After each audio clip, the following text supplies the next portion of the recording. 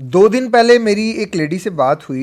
मेरी कोशिश होती है कि मैं टिकटॉक पे रोज़ाना जो है ना वो 2 से 3 घंटे दूँ, और इन 2 से 3 घंटे को देने का मकसद सिर्फ़ ये है कि मैं इनबॉक्स में ज़्यादा से ज़्यादा लोगों की हेल्प कर सकूँ, ज़्यादा से ज़्यादा लोगों की मदद कर सकूँ।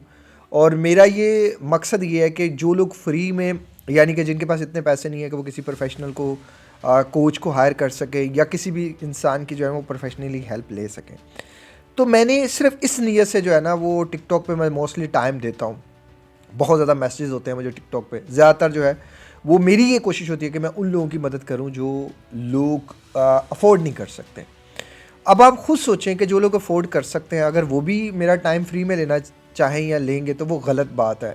2 दिन पहले की बात है कि मैंने एक लेडी से बड़ी इन डिटेल बात की। हमारी तकरीबन कोई 1 घंटे के जिससे जो है ना वो कन्वर्सेशन चली।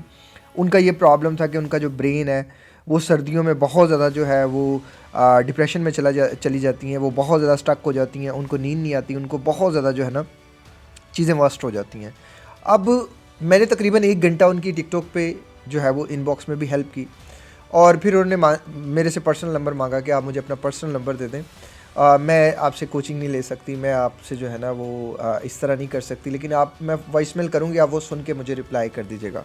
अब जो उन्होंने वॉइसमेल की वो तकरीबन 63 मिनट्स की थी। उन वॉइसमेल्स में ये था कि वो ग्रीस में रहती थी, और ग्रीस में जो है वो हस्बैंड एंड वाइफ जो थे वो एक स्टोर रन करते थे।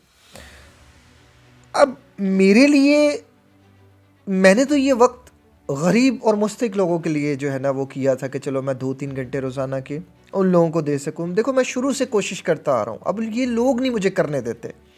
ये लोग बीच में कहीं ना कहीं आ जाते हैं। मेरा उस बहन से एक ही सवाल था कि बहन, आप अपने स्टोर पे क्या कोई चीज़ किसी को फ्री में दे सकती हैं? आपको लगता है कि आप, मतलब गलत है ना ये। इसी तरह मेरे एक दोस्त ने लंगर खाना बनाने की कोशिश की। उसने स्टार्टिंग में 2 देगों से स्टार्ट किया, फिर वो रोज़ाना का जो 12-13-14 हज़ार रुपया पहले वो लगा के 2 देगे बनवा रहा था, अब वो 2-2 3-3 लाख रुपए रोज़ाना का लगा रहा था। और जो लोग वहाँ से लंगर खा रहे थे, जो लोग वहाँ से खा रहे थे, वो गाड़ियों वाले थे। तो हम लोगों को एहसास करना चाहिए, सोचना चाहिए कि एटलीस्ट अगर कोई इंसान ये सोचता है कि वो किसी दूसरे इंसान की मदद कर सके, वो किसी दूसरे के काम आ सके, तो आप उसमें ना करें।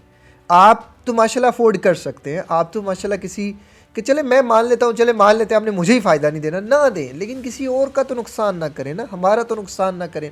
मैंने वो जो रोज़ाना की कोशिश होती है, घंटा 2 घंटे 3 घंटे मैं मैक्सिमम टाइम टिकटॉक पे दे सकूँ, मुझे वो देने दें, गरीब और मुस्तहिक लोगों को देने दें। सॉरी टू से ही मैं ये वर्ड यूज़ कर रहा हूँ, प्लीज़ ना करें, खुदा के लिए ना करें, दूसरों का एहसास करें।